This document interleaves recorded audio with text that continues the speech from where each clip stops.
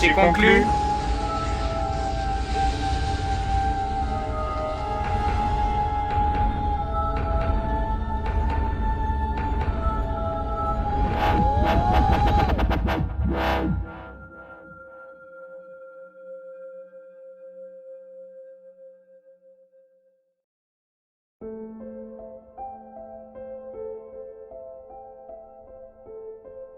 Depuis toujours, l'homme cherche à donner des réponses à des questions qui n'en ont pas forcément. À trouver d'autres interprétations à certaines œuvres. À gratter encore et toujours le mur de la fiction pour y dénicher tous ses secrets.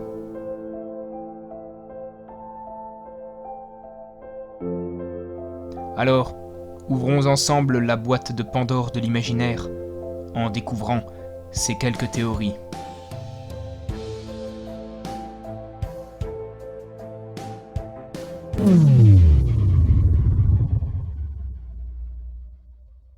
Lorsque l'on crée une série pour enfants, on peut faire le choix de réaliser une œuvre sans fond, sans morale, sans thématique, sans continuité. On peut faire le choix de n'investir aucune passion et de se concentrer sur de l'humour sans intérêt, car après tout, ça n'est fait que pour des enfants. Bien heureusement, ce n'est pas le parti pris que Alexander Robert Hirsch a choisi lors de la création de son dessin animé. Souvenir de Gravity Falls est une série d'animation pour enfants réalisée et scénarisée par Alex Hirsch et qui fut diffusée entre 2012 et 2016. La série narre les mésaventures de Dipper et Mabel, deux jumeaux en vacances chez leur oncle Stan, qui tient une boutique de farce et attrape. Mais les deux enfants vont vite se rendre compte que quelque chose ne va pas dans cette ville. Ils découvriront des secrets liés à leur oncle et à un certain démon en forme de triangle nommé Bill Cipher. Si vous n'avez pas vu cette série, foncez immédiatement la regarder. D'une part parce que cette vidéo va contenir du spoil et que vous n'allez rien y comprendre, mais surtout parce que, bien qu'étant pour enfants, cette série est absolument fantastique.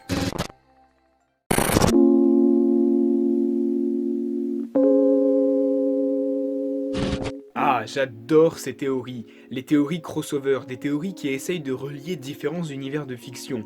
Aujourd'hui, nous allons donc essayer de relier Gravity Falls avec Rick et Morty. Il faut savoir avant toute chose qu'un des deux créateurs de Rick et Morty, Justin Roiland, est un ami proche de Alex Hirsch, créateur de Gravity Falls. Justin Roiland aime Gravity Falls et Alex Hirsch aime Rick et Morty, et ils se disséminent tous deux des références dans chacune de leurs œuvres. D'ailleurs, dans Rick et Morty, on peut voir une myriade d'easter eggs à Gravity Falls, comme par exemple cette représentation de Bill Cipher lorsque Beth et Jerry se rendent à une thérapie de couple, ou encore cette statue de tortue qui tient dans ses mains un triangle dont le centre est muni d'un œil. D'ailleurs, dans Gravity Falls, dans les journaux de Ford, on voit une créature semblable à Cthulhu, créature qui reviendra d'ailleurs lors de la Weirdmageddon, tout comme à la fin du générique de Rick et Morty, on voit une créature semblable à Cthulhu. Dans Rick et Morty, on nous présente un étrange sextoys extraterrestre, le Plumbus, et cet objet, on le retrouvera dans un des journaux de Ford. Il est intéressant de noter qu'on le retrouvera d'ailleurs à la même page que le Cthulhu. Dans Rick et Morty, lorsque les versions toxiques de Rick et de Morty se retrouveront dans le monde des toxines, on peut voir en arrière-plan Phase de 8, un des démons accompagnant Bill Cipher lors de la Weirdmageddon. Dans un des journaux de Ford, on peut voir cette affiche avec le visage de Ford.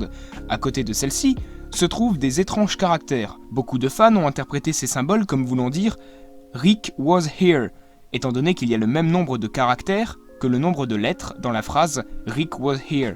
Bon, après, je dois bien l'avouer, cet argument est un peu bancal, étant donné qu'il y a le même nombre de caractères dans le prénom Rick que dans le prénom Ford. Parmi tous les Rick et les Morty présents dans la citadelle des Rick, on peut voir dans le fond du décor deux Morty bien spécifiques, l'un étant habillé comme Mabel et l'autre étant habillé comme Dipper. Et d'ailleurs, tant qu'on est dans la citadelle des Rick, dans les mains de ce Morty alternatif, ne serait-ce pas un des journaux de Ford ? Dans l'épisode 10 de la saison 1 de Rick et Morty, lorsque Rick C137 ouvre diverses portails dimensionnels afin de semer les Rick alternatives qui le poursuivent, on voit le mug, le stylo, ainsi que le carnet de Stanley. Comme ça n'a l'air de rien, mais si on va voir du côté de l'épisode 7 de la saison 2 de Gravity Falls, on peut voir que c'est à ce même moment que Stanley ouvre un portail dimensionnel et que dans celui-ci est aspiré son mug, son stylo, ainsi que son carnet. On peut imaginer qu'au même moment où Stanley a ouvert le portail vers la dimension où était Stanford, Rick a ouvert un portail vers cette même dimension, ce qui explique le fait que le mug, le stylo et le carnet de Stanley s'échappe du portail que Rick a ouvert. Dans l'épisode 8 de la saison 3 de Rick et Morty, on voit une capsule de souvenirs se nommant Stanford, ainsi qu'une capsule de souvenirs se nommant Bill.C. On peut d'ailleurs noter que dans Gravity Falls comme dans Rick et Morty, il y a une machine de suppression de mémoire où après ce procédé, il subsiste une cartouche où est stockée la mémoire supprimée. Lorsque Rick se fait capturer par la Confédération Galactique pour qu'il leur donne le secret du pistoportail, dans les souvenirs de Rick, bien qu'étant des souvenirs inventés, le prototype du pistoportail crée des portails instables de couleur bleue, tout comme le portail de Stanford qui lui aussi est instable et qui est aussi de couleur bleue. D'ailleurs, dans Rick et Morty, on peut voir à la douane intergalactique un portail, moins abouti que celui du pistoportail de Rick, étant de couleur bleue, qui ressemble très clairement au portail de Stanford. Comme si le portail de Stanford était une version moins aboutie du portail dimensionnel de Rick. J'ai d'ailleurs noté une chose, Rick a comme deux aspects dans sa personnalité. Un aspect plus moqueur, nihiliste, amer, grossier, même un peu pitoyable, et un aspect beaucoup plus intelligent, glorieux, un aspect qui fait de lui un génie. Ces deux aspects de la personnalité de Rick nous font vraiment penser à la personnalité de Stanley et à celle de Stanford. Stanley représenterait l'aspect plus nihiliste, amer et grossier. Il est d'ailleurs amusant de noter que Rick n'apporte pas plus d'importance à sa vie, tout comme Stanley qui n'a pas hésité à sacrifier son esprit lors de la Wordmageddon pour sauver le monde. Et vous l'aurez compris, Stanford ferait référence à l'aspect de la personnalité de Rick plus intelligente, celle qui ferait de lui un véritable génie. Il est d'ailleurs aussi amusant de noter que lors de la Wordmageddon, Stanford sort de sa veste une flasque remplie d'alcool, tout comme Rick qui lui aussi a une petite flasque remplie d'alcool. Dipper et Mabel pourraient quant à eux être les Morty et Summer d'une réalité alternative. D'ailleurs, dans Gravity Falls, lorsque Stanford montre à Dipper le dé au nombre infini de facettes, il lui dit qu'il est interdit dans plus de 9000 dimensions, preuve que Stanford voyage à travers les dimensions. Tout comme Rick, on pourrait imaginer que dans le multivers de Rick et Morty, l'univers de Gravity Falls serait un univers associé à la gémellité, où Rick ne serait donc pas une seule personne, mais deux personnes dont la personnalité se complète. Et en dernier lieu, beaucoup moins subtil, mais dans la bande-annonce de la saison 4 de Rick et Morty, on voit en arrière-fond un Rick d'une réalité alternative discuter avec Stanford Pines. Donc, peut-être que ce serait la confirmation que Gravity Falls et Rick et Morty sont bel et bien liés.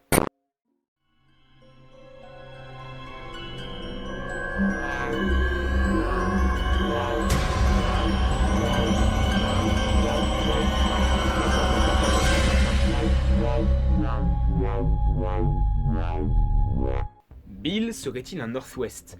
Vous êtes là probablement en train de vous demander comment est-ce que ce serait possible que Bill, un démon cosmique d'une telle envergure, ait pu être un jour humain et ait pu avoir une famille. Eh bien lors d'une convention, un fan a posé la question à Alex Hirsch, il lui a demandé si Bill avait eu une famille, et celui-ci lui a sobrement répondu que Bill avait eu une famille, mais qu'il était seul désormais. Premièrement, Bill possède un haut de forme.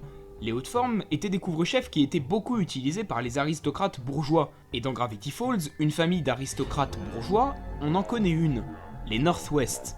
Deuxièmement, il y a une tapisserie de Bill dans le manoir des Northwest. Preuve que cette famille connaissait l'existence de Bill bien avant la Wordmageddon. Bill serait donc Nathaniel Northwest. Troisièmement, on voit que Bill a le pouvoir de faire en sorte que quelqu'un acquiert des pouvoirs divins. Il l'a par exemple proposé à Stanford. Nathaniel Northwest aurait très bien pu pactiser avec une entité du même acabit que Bill. On sait que la famille Northwest est avide de pouvoir, et Nathaniel aurait très bien pu faire ça en quête de pouvoir. D'ailleurs, Preston Northwest, lors de la Wordmageddon, investit tout son argent dans des actions démoniaques et propose même à Bill de devenir un de ses cavaliers de l'Apocalypse. Tout ça en quête de pouvoir. Mais après être devenu Bill Cipher, Nathaniel Northwest se serait fait enfermer dans une autre dimension par un peuple ancien, de type amérindien. Ce même peuple aurait pu par la suite peindre les sortes de peintures rupestres que Stanford a trouvées dans une grotte et qui décrivaient le moyen d'enfermer Bill dans sa dimension. Et enfin, dernièrement, vu que Gravity Falls est une série qui regorge de cryptogrammes et d'énigmes à déchiffrer, on va faire un petit peu de langue des oiseaux. Si vous ne connaissez pas, c'est une langue qui est pratiquée par les alchimistes et qui consiste à user des jeux de mots pour cacher des informations et crypter des données. Le nom de famille Northwest est donc composé des deux mots suivants, North, qui signifie le nord, et West, qui signifie l'ouest. Si on prend ces deux directions, le nord allant vers le haut et l'ouest allant vers la gauche, et qu'ensuite on relie le nord et l'ouest à l'aide d'une droite, cela nous donne un angle droit, un triangle rectangle. Le triangle rectangle étant la moitié d'un triangle isocèle, ce qui nous rappelle Bill qui est en forme de triangle, un triangle isocèle. Bill serait donc Nathaniel Northwest. C'est crédible.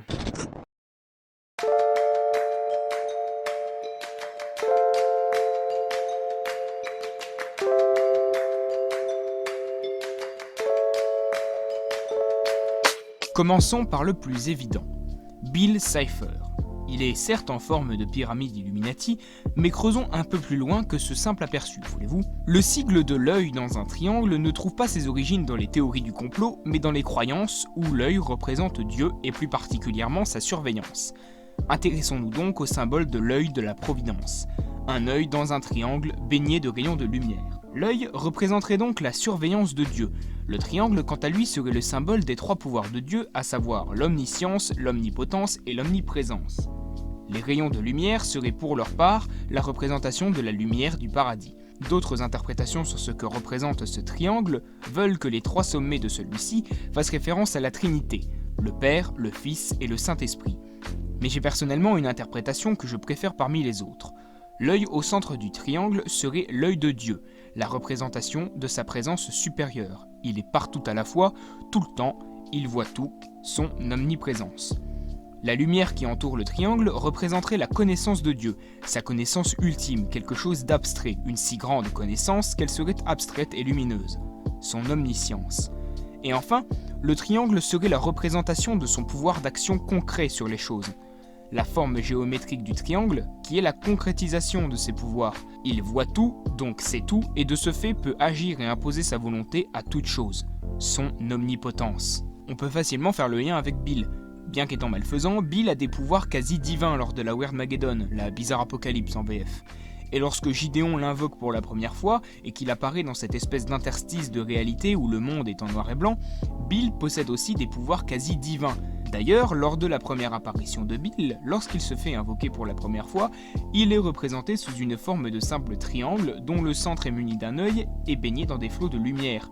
Comme si Alex Hirsch voulait nous dire qu'au-delà de la simple apparence de triangle Illuminati, Bill était bel et bien inspiré de l'œil de la Providence. Après, effectivement, les complots et les sociétés secrètes traversent l'œuvre, que ce soit via l'épisode du président secret des États-Unis d'Amérique, ou encore via l'épisode de la société de l'œil immaculé qui fait clairement référence aux loges maçonniques. Quant à Bill, il est bel et bien inspiré du triangle Illuminati. Il possède un haut de forme, un nœud papillon, ainsi qu'une canne, des attributs vestimentaires qu'on peut retrouver notamment chez les aristocrates du XVIIIe siècle, ceux-là même qui sont à l'origine de la création des groupements d'intellectuels qu'aujourd'hui on appelle à tort et à travers les Illuminati. Pour rester dans le domaine des croyances monothéistes, le parallèle entre Bill et le diable est lui aussi rapidement fait. Bill ainsi que celui qu'on appelle le diable sont tous deux des monstres démoniaques, menteurs, manipulateurs qui passent des pactes très souvent trompeurs et profitent de la faiblesse d'esprit des gens pour arriver à leur fin. On peut aussi noter que dans les textes sacrés, l'antéchrist ainsi que la bête sont borgnes. L'antéchrist, le faux Jésus, ne peut être distingué du vrai que par un seul détail, il lui manque un œil. La bête, une des nombreuses formes du diable, est elle aussi borgne. Dans le Coran, on désigne par le nom de l'homme à un œil un monstre cyclope, infernal et enchaîné. On dit même que lorsqu'il réussira à se détacher de ses chaînes, ceux qui le suivront iront en enfer. Enfin, on peut encore noter que lorsque Bill passe des pactes via une poignée de main, celle-ci est entourée de flammes, faisant référence aux flammes de l'enfer. Bill peut aussi entrer dans l'esprit des gens, ce qui peut nous faire penser au fait que le diable pervertit l'esprit des gens. Et puis, ce ne sont pas les concept art de la forme finale de Bill qui viendront s'opposer à cette théorie. En voyant certains, on a bel et bien l'affirmation que le diable a été une inspiration pour Bill, comme si Bill n'était que la partie émergée de l'iceberg. Une façade qui permettrait au diable de commettre ses méfaits. Voilà, on en a enfin fini avec Bill. Mais maintenant, intéressons-nous à Stanley. Stanley porte, pour la plupart du temps dans la série, un fez rouge sur lequel est dessiné un étrange symbole. Ce symbole ressemble particulièrement à une des nombreuses branches des loges maçonniques, à savoir les Schninners. Leurs membres portent tous un fez rouge orné d'un symbole qui représente un croissant de lune, ainsi qu'une étoile. Au cours de la série, 2 sigles différents sont apparus sur le fez de Stanley, et les deux ressemblent au symbole qui orne le couvre-chef des Schninners. De plus, les Schninners sont, je cite, « une fratrie basée sur le plaisir, la camaraderie et les principes maçonniques d'amour fraternel, de soulagement et de vérité ». Ce qui n'est pas sans nous rappeler la thématique de la fraternité qui est omniprésente dans l'œuvre. Cela ne m'étonnerait donc pas si Alex Hirsch eut les Schninners en tête lors de la création du personnage de Stanley Pines. Ils sont très discrets mais très présents, symbolisant la recherche, la quête de la vérité cachée, le fait de pouvoir voir plus loin que les apparences, la connaissance, l'éveil spirituel, la surveillance de quelqu'un ou de quelque chose, la paranoïa. L'œil a beaucoup de significations et beaucoup d'entre elles se retrouvent dans la série, mais celle qui est le plus représentée est probablement la surveillance. Les nombreux yeux que l'on peut voir en arrière-plan dans la série qui symbolisent la surveillance de quelque chose, le fait que nos moindres faits et gestes sont sous l'œil bienveillant ou non d'une entité. En l'occurrence, dans la série, c'est Bill. Il y a enfin une dernière symbolique à relever. Un symbole tellement omniprésent dans la série qu'on n'y fait même plus attention. Ce symbole, c'est celui du pain. Pas le pain à manger, l'arbre, le sapin. La forêt de Gravity Falls est peuplée de sapins. Le nom de famille de Dipper, Mabel, Stanford et Stanley est Pines, qui signifie pain en anglais. Dipper trouve un des journaux de Stanford dans le tronc d'un sapin. Les protagonistes trouvent un des anciens laboratoires de Stanford dans un sapin. Il y a beaucoup de symbolique autour du pain, mais celle qui se rapproche le plus de la thématique de Gravity Falls, c'est la symbolique du sceptre de Bacchus. Dans la mythologie grecque, le dieu de la vigne Bacchus avait un sceptre orné d'une pomme de pin. Cet objet se nommait le sceptre de la vérité manifestée. Une des symboliques du pain est donc littéralement la manifestation de la vérité, le fait de dévoiler la vérité cachée derrière les mystères et les mensonges. Une ode aux hypothèses, une invitation à théoriser, comme si Alex Hirsch faisait une déclaration d'amour aux interprétations des fans, comme s'il les poussait à trouver eux aussi la vérité manifestée, à chercher des réponses plus loin que ce que l'on nous montre, à percer tous les mystères de l'indicible, inquiétante étrangeté de l'œuvre. Tel est le véritable secret de la série Souvenirs de Gravity Falls.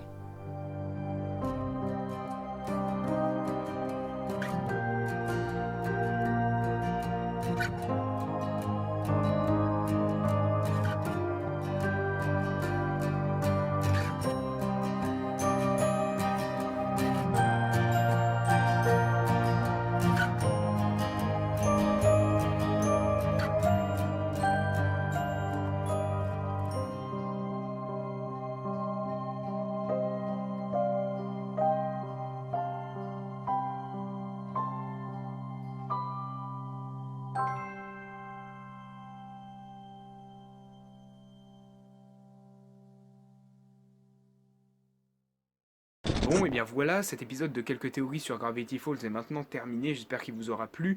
Je m'excuse vraiment de l'attente qu'il y a eu pour cet épisode. Déjà que la régularité, c'est pas mon fort, là j'ai des projets sur le feu, à savoir le projet du 2209 prod, je vais vous en parler rapidement après, mais en plus la vidéo a mis beaucoup de temps à écrire. En termes de recherche et d'écriture, j'en ai eu en tout pour 2 mois. Mais du coup, comme je vous le disais, j'ai un autre projet à côté, le projet du 2209 prod. C'est une autre chaîne que je tiens et où je partage des fictions audio, des courts-métrages et j'espère dans peu de temps une web-série.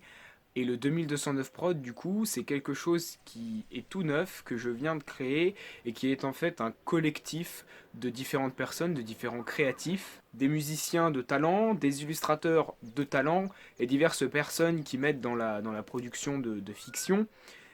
D'ailleurs, n'hésitez pas à aller voir la chaîne 2209 prod, mon autre chaîne, et à aller consulter la page Instagram 2209 prod.